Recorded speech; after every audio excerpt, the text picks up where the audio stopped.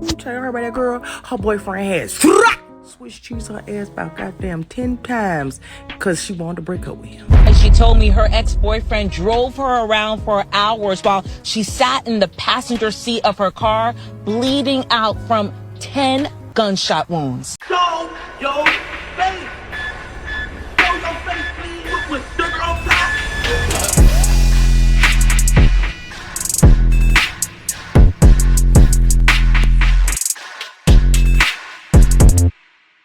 Hey, what's up, y'all? Y'all know my slogan. I don't know it all,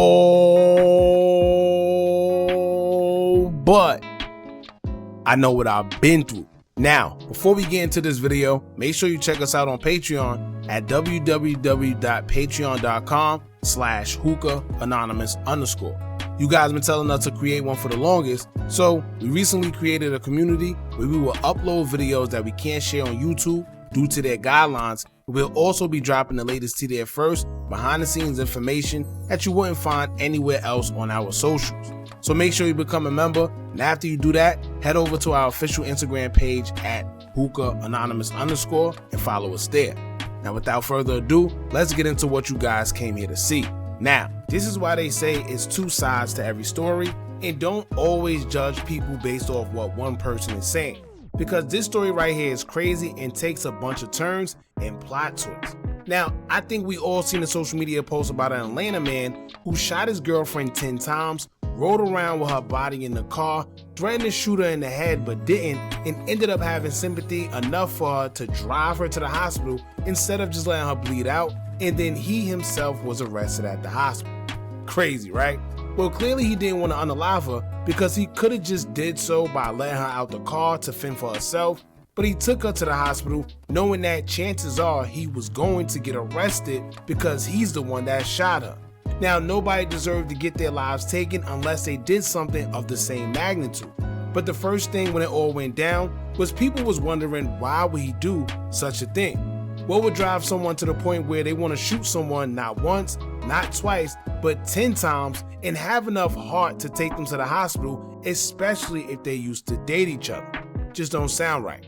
However, the narrative that was being pushed was that he was a very jealous boyfriend who was her ex and she didn't want to be with him anymore, so he shot her. But if you are familiar with these type of cases, this sounds more like a crime of passion. To shoot someone once, but to shoot someone 10 times, it sounded a little more personal. Now come to find out, it was every bit of personal because the only thing is the victim isn't as innocent as everyone thinks. See, these two met at the beginning of the year, and like all couples, they were going through things, but the story that's being pushed is false. Now they're saying that she wanted to leave him since June, or they broke up since June. So the first thing I was thinking is, if she left him and wanted to leave him since June, then why in the world would he want to take her life 5 months later in November? Did he just wake up one day and say, hey, she broke up with me, so I want to take her life, or at least try to? But also, if she didn't want anything to do with him, why was she in his car in the first place? Now the boyfriend name is Joshua and the girl's name is Shamay. Since the shooting, Shamay has been coming out to tell her story and says she hopes to raise awareness about domestic violence to help save someone who's probably going through the same thing. Now, according to her, she says on November 2nd, 2025, her ex-boyfriend Joshua Woodruff asked to meet with her to talk. She agreed, he came to pick her up, and they conversed in the car. However, the conversation turned violent and the struggle began within the car. She would say, quote, he steps back, he steps forward and starts shooting me. My ears are ringing, but I come into realization that he is shooting at me. After shooting her multiple times, she says he drove from Snapfinger Road in DeKalb County all the way to Douglasville for unknown reasons, and the whole time she was begging him to help her. She says that she told him to just let her out and lay on the grass so she could breathe because she didn't want to die in the car. She says after hours went by, Joshua eventually brought her to Wellstar Douglas Hospital, where paramedics transferred her to Keystone Hospital and she was rushed into surgery. Now back at Douglas Hospital, security detained Joshua until the police came and he was arrested. Police charged him with the false imprisonment and aggravated assault. Now Shamay is also a mother. She believes that God kept her alive so she could be around for her son. Shamay Pitt did not think she would survive it. Right here, I have a bullet wound. She says on November 2nd, in a fit of rage, her ex-boyfriend Joshua Woodruff shot her 10 times. I see the inside of me on the outside. Pitt tells me she agreed to meet with her ex to talk. She says that conversation turned violent and there was a struggle inside of her car. He steps back, he steps forward, and he starts shooting me. My ears are ringing, but I come into realization that he's shooting at me. Pitt says Woodruff then drove her from Snapfinger Road in DeKalb County to Douglasville. At one point, she says she heard Woodruff make 2 phone calls. Basically asked him what to do with my body. I'm scared. I asked him, can I just write? Can I just write a letter to my son? Pitt says Woodruff eventually abandoned her at a hospital while paramedics rushed her to another hospital in critical condition. Security detained Woodruff. Police charged the 25-year-old with aggravated assault and false imprisonment.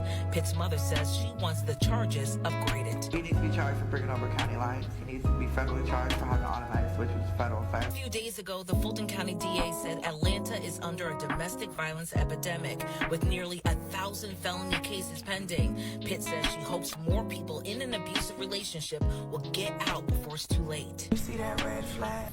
Run away. Now, before we even continue, it's 2 things that were red flags to me. 1, he shot her 10 times. Somehow Atlanta police didn't charge him with attempted murder. Instead, they just gave him an assault charge. And this is why lately, we've been seeing a huge surge in domestic-related deaths because the police are too lenient on these serious matters. But then 2, something didn't make sense in her story, whereas she said she was shot 10 times, but yet he held her for hours while she was shot. Now, I don't know about y'all, I'm not saying it's impossible, but the chances of you being shot 10 times, being held without medical attention for hours, and surviving is pretty much slim to none. So I'm not sure about that one, but it was pretty sketchy. However, y'all know it's always 2 sides to every story. Now, I'm not saying anyone deserved to lose their life, but how would you feel if someone tried to unalive your mother first? Now, before we dive into all that, let's get into the message she sent out via Facebook when she would take to her story post and say, quote, "In due time, I'll address all the other narratives. Right now, I don't have it in me. I got shot because my car alarm went off. He said I was causing the scene, and I was trying to leave him to go to work. There's nothing else to it. To know me is to know me, and to know how hard I love. That's my biggest regret." But what if there was more to the story? Now, the narrative had been pushed that Joshua was so in love with her and couldn't take her breaking up with him. But what if it was the other way around? What if Joshua only did what he did to her because she attempted to unalive him, his mother, and others first? What if Joshua is known amongst his peers to get a lot of girls, get a lot of money, and never needed to shoot a girl because she didn't want to be with him? What if she was really the crazy one and labeled herself to be such?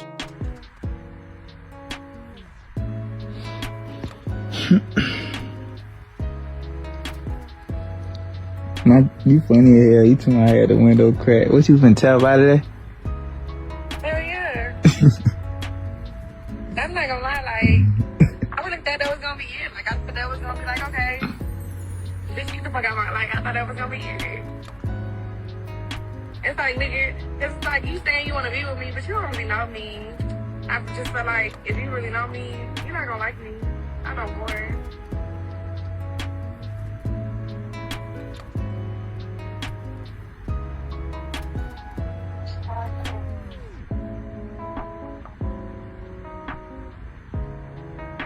What you mean? What you mean? If you knew my deepest, darkest secret at all times, I really told you, you know what I told you, that you was... No, it was like, I don't know. I really can't explain it because... Wait. Thank you. Because I really can't explain it. It's like I was trying to not fuck you raw for so long. Like, I'm not even gonna hold you. Like, I really was. And then it got to the point where it's like, I don't really know how to tell you I can't do X, Y, and Z. But then so I was like, you know, I've only had like one I've only had like an outbreak maybe twice. Twice. But I just was like, okay. Is you even talking? I'm listening to you. I'm saying, if that shit was vice versa, what the fuck your ass would have did?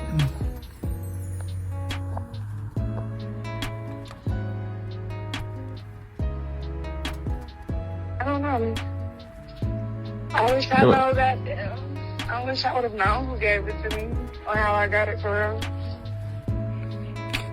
Now, someone who was close to the two, who knows what's going on, would allege that one of the reasons Joshua even shot her was because Shamay was harassing Joshua's mother and other family members, even threatening to unalive all of them. The person revealed the text message that Shamay sent Joshua, telling him his mother and him is going to die, and they captioned the picture saying, quote, "You ain't telling these folks how you tried to unalive his mama."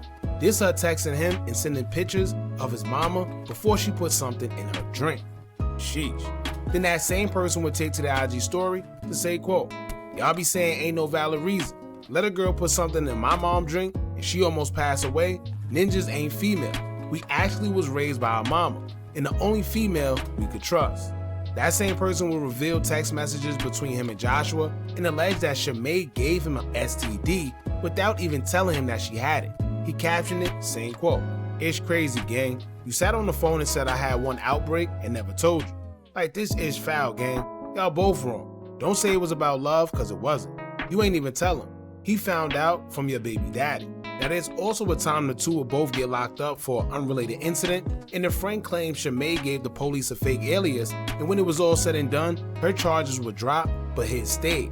He gave her $20,000 to bond him out, but instead she kept the money and wanted him to stay in jail because her and her mother wanted to take all of his money. The friend would state, quote, "How the F y'all go to jail together? You go in under a false name and don't get extra charges, and then they dropped your RICO and kept his RICO. Then drop all your charges and put it on him. You and your mama wanted that N-word in jail so y'all could steal all his money, gang. He gave you $20,000 to bond him out and you spent it and left him to fry in that MF. Here's the charges for proof." In another post about the incident, he would state, quote, "Then he gave you $20K to bond him out. You took the N-word money and left him in jail." In another post, he would describe who Joshua, aka Shooter, really was, as he would state, quote, "Shooter wasn't even no crash out, gang, and this coming from an N-word who he'd been around since he was 17. Shorty had everything he wanted and had this ish going on. If y'all believe the crash out over a breakup, you stupid, gang. Dead ass. From fallouts to fights to sleeping on each other, mama floor." Then in his last post about everything, he would state, quote, "Moral of the story, twin ass shouldn't have did it, but he ain't do it over no damn love or for no reason. We ain't gonna play on shorty top like that. Even though me and him be at it, N-word had everything in life he wanted. Last thing he was trim on was some unchi. I assure that." Now, like I told y'all earlier, it's never right to try and take someone's life, but I do come from an understanding of an eye for an eye and a tooth for a tooth. If she's there threatening to have people unalive, and then it's proven she tried to poison the man's mother, then it just is what it is. You get what you get. But this is a weird situation altogether. They both was in the wrong for their actions. However, the law may not even care that she too played a part in trying to unalive him and whoever else. All they know is that a female was shot by a man 10 times. To their knowledge, she didn't do anything to put his life in danger at that very moment. So, who knows what may come out of this? However, it's always two sides to every story. Y'all jump in the comments, let me know what y'all think about this. Don't forget to like, comment, share, and subscribe. Hit that bell so you're notified every time we drop new content. And remember, as long as you keep on watching, I'ma keep on dropping. I'm out.